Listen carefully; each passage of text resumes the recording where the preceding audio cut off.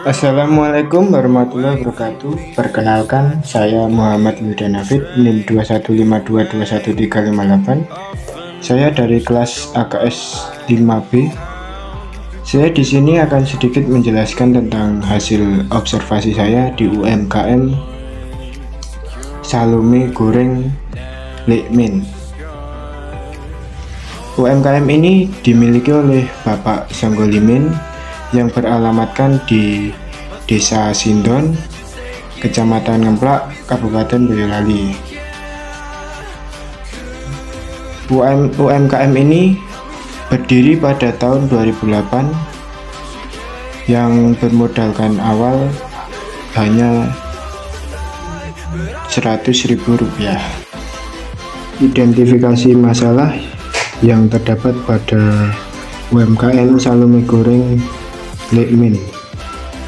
Permasalahan yang ada di UMKM tersebut, pada saat saya melakukan observasi di Salome Goreng Lekmin, terdapat masalah dikarenakan banyaknya pembeli yang menjadikan owner keteteran dan kewalahan, dikarenakan karyawan yang dipekerjakan hanya pada saat membuat Salome saja. Untuk melayani pembeli hanya ownernya.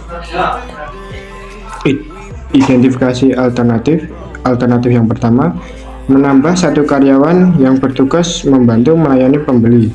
Yang kedua, membuka cabang baru. Tema yang saya akan bahas dari hasil observasi saya adalah pengambilan keputusan taktis pada UMKM Salome Goreng Lekmin. Definisi dari pengambilan keputusan taktis adalah pembuatan keputusan yang didasarkan pada pemilihan di antara beberapa alternatif untuk tujuan jangka panjang dengan pertimbangan waktu yang segera dan tinjauan yang terbatas. Selanjutnya adalah perhitungan penghasilan UMKM per hari. Yang pertama, bahan baku. Bahan baku yang pertama yang digunakan dalam UMKM tersebut adalah tepung terigu sebanyak 20 kg per hari dengan total harga Rp220.000. Yang kedua, tepung tapioka dengan total yang sama yaitu 20 kg dengan harga Rp500.000. Yang ketiga, telur sebanyak 5 kg dengan harga Rp150.000. Yang keempat, penyedap rasa dengan harga Rp10.000, dan yang kelima, garam dengan harga Rp10.000.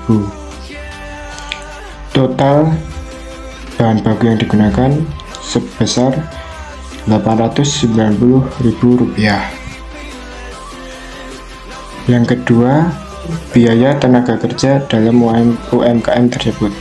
UMKM Salome Goreng Lekmin memperkerjakan 3 karyawan dengan gaji per karyawannya sebesar Rp100.000. Jadi gaji 3 karyawannya adalah Rp300.000. Yang ketiga, biaya overhead pabrik. Yang pertama, gas. Sehari menghabiskan 3 tabung gas dengan harga Rp60.000. Yang kedua, listrik dengan total harga Rp20.000. Jadi total biaya overhead pabrik Rp80.000. Dan yang keempat adalah perhitungan laba. Untuk laba kotor yang dihasilkan oleh UMKM tersebut sebesar Rp3 juta, dan laba bersih yang dihasilkan didapatkan dari total laba kotor dikurangi bahan baku dikurangi biaya tenaga kerja, dan yang terakhir dikurangi biaya overhead pabrik.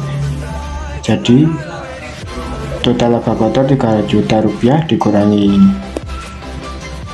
biaya bahan baku sebesar Rp890.000 dikurangi biaya tenaga kerja sebesar Rp300.000 dikurangi biaya overhead pabrik sebesar Rp80.000. Jadi laba bersih yang dihasilkan oleh UMKM tersebut sebesar Rp1.730.000.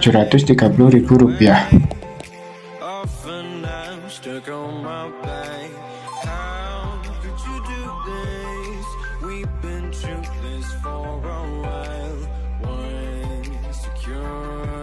Yang selanjutnya, mengidentifikasi manfaat yang berhubungan dengan setiap alternatif. Alternatif yang pertama, menambah satu tenaga kerja, akan berkembang dalam waktu ke depan. Yang selanjutnya, alternatif kedua, membuka cabang baru, dapat menambah relasi, menambah lowongan pekerjaan, serta dapat menambah omset UMKM tersebut.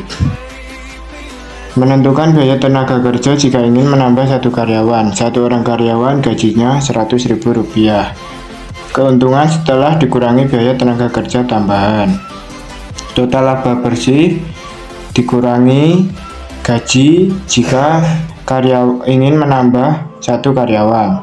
1.730.000 dikurangi 100.000, jadi laba bersih jika menambah satu karyawan Rp1.630.000.